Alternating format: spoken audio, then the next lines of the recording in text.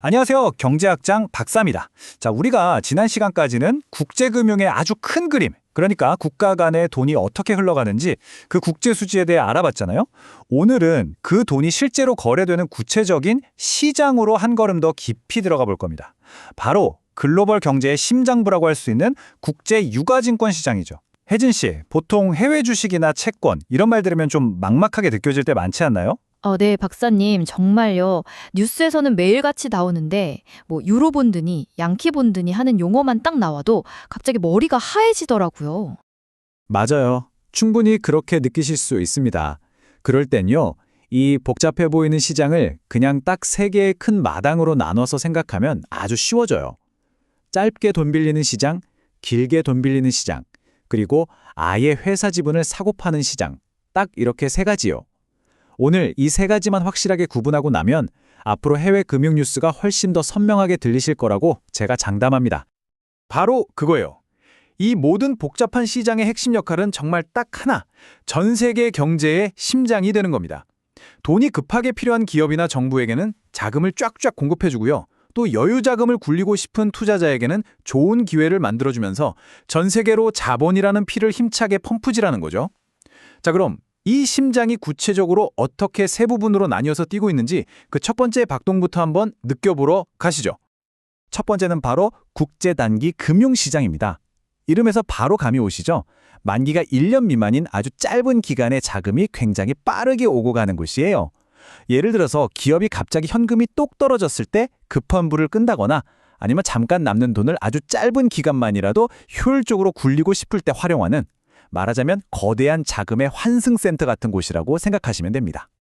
주로 아주 큰 기업이나 금융기관들이 일상적인 현금 흐름을 맞추기 위해서 이 시장을 이용하는데요. 가령 이런 거죠. 우리나라의 어떤 반도체 회사가 미국에 제품을 수출했다고 한번 상상해 보세요. 물건값은 한 90일 뒤에 들어오기로 했는데 당장 직원들 월급은 이번 달에 줘야 하잖아요. 바로 이럴 때 이 시장에서 딱 90일짜리 자금을 빌려서 현금 흐름의 엇박자를 맞추는 겁니다.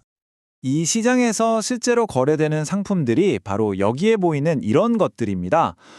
용어가 좀 복잡해 보이죠? 하지만 본질은 다 똑같아요. 신용도 높은 기관이 발행한 단기 약속 어음이다. 이렇게 생각하시면 돼요. 은행이 보증하면 은행인수엄, BA, 기업이 직접 발행하면 기업엄, CP인식이죠.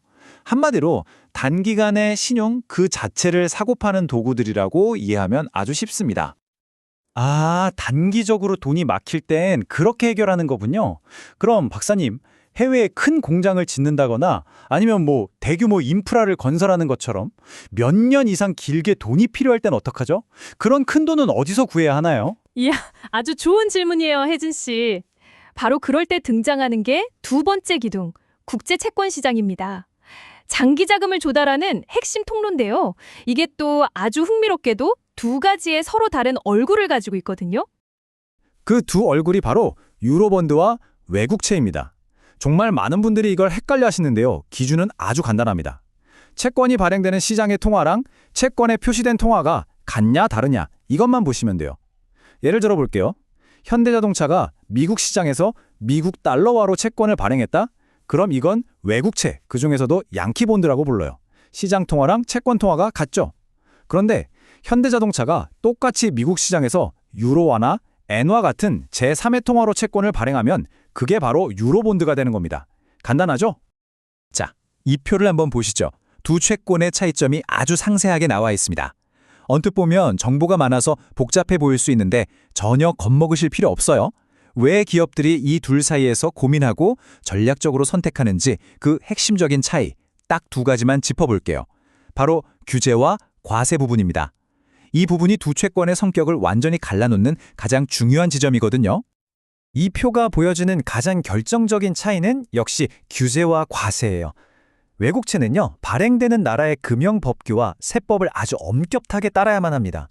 그래서 절차가 까다롭고 시간도 오래 걸리는 편이죠. 반면에 유로본드는 이런 현지 규제에서 상대적으로 굉장히 자유롭고요.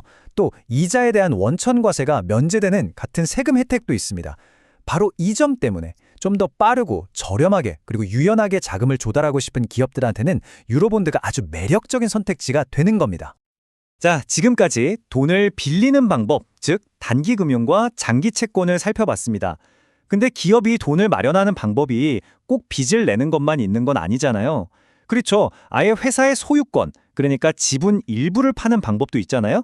맞습니다. 바로 그 지점에서 마지막 세 번째 기둥, 우리에게 가장 친숙한 국제 주식 시장이 등장하는 거죠. 바로 우리가 밤잠 설쳐가면서 미국 주식 사고 파는 거, 이게 다 국제 주식 시장 덕분에 가능한 일입니다. 기업 입장에서는 전 세계 투자자들한테 자금을 끌어올 수 있어서 좋고요. 우리 같은 투자자들은 애플이나 테슬라 같은 유망한 해외 기업의 주주가 돼서 그 회사가 성장하는 과실을 함께 나눌 기회를 얻을 수 있으니 이게 바로 서로에게 윈윈인 셈이죠. 이 표는 전 세계 주요 주식 시장의 규모를 보여주고 있는데요. 와, 정말 숫자들이 어마어마하죠? 네, 박사님. 다른 시장들도 물론 크지만, 특히 미국 시장의 시가총액은 정말 압도적이네요. 다른 시장들 다 합쳐도 따라가기 힘들어 보여요. 혜진 씨가 정확히 보셨어요. 백문이 불여일견이라고 그 압도적인 차이를 이렇게 그래프로 보면 더욱 실감이 납니다. 미국의 나스닥하고 뉴욕 증권거래소를 합친 규모가 유럽 전체나 중국 상하이 증시보다 몇 배나 크죠. 전 세계의 자본이 왜 미국 시장으로 그렇게 쏠리는지를 단적으로 보여주는 데이터라고 할 수 있겠습니다. 자, 오늘 우리는 국제유가증권 시장이라는 이 거대한 세계를 함께 여행해봤습니다. 처음엔 복잡해 보였지만 결국엔 단기, 장기, 그리고 지분이라는 세 가지 큰 기둥으로 이루어져 있다는 걸 이제 아시겠죠? 마지막으로 오늘 살펴본 핵심 내용만 다시 한번 딱 정리하고 넘어가겠습니다. 글로벌 경제라는 거대한 심장의 세 개의 방을 다시 한번 들여다볼까요? 첫째, 우리 몸의 일상적인 혈액순환을 담당하듯이 단기 자금 흐름을 책임지는 단기 금융시장이 있었고요. 둘째, 대규모 성장을 위한 강력한 동력을 공급하는 채권 시장이 있었습니다. 여기에는 규제가 적은 유로본드와 현지 법을 따르는 외국채라는 두 개의 판막이 있었죠. 그리고 마지막, 기업의 미래 가치에 함께 투자하는 주식시장. 이 세 시장이 서로 톱니바퀴처럼 맞물려 돌아가면서 세계 경제를 움직이는 겁니다. 오늘 설명은 여기까지입니다. 마지막으로 질문 하나를 던지면서 마무리할까 합니다. 요즘 인공지능이나 블록체인 같은 신기술이 금융의 국경을 그 어느 때보다 빠르게 허물고 있잖아요.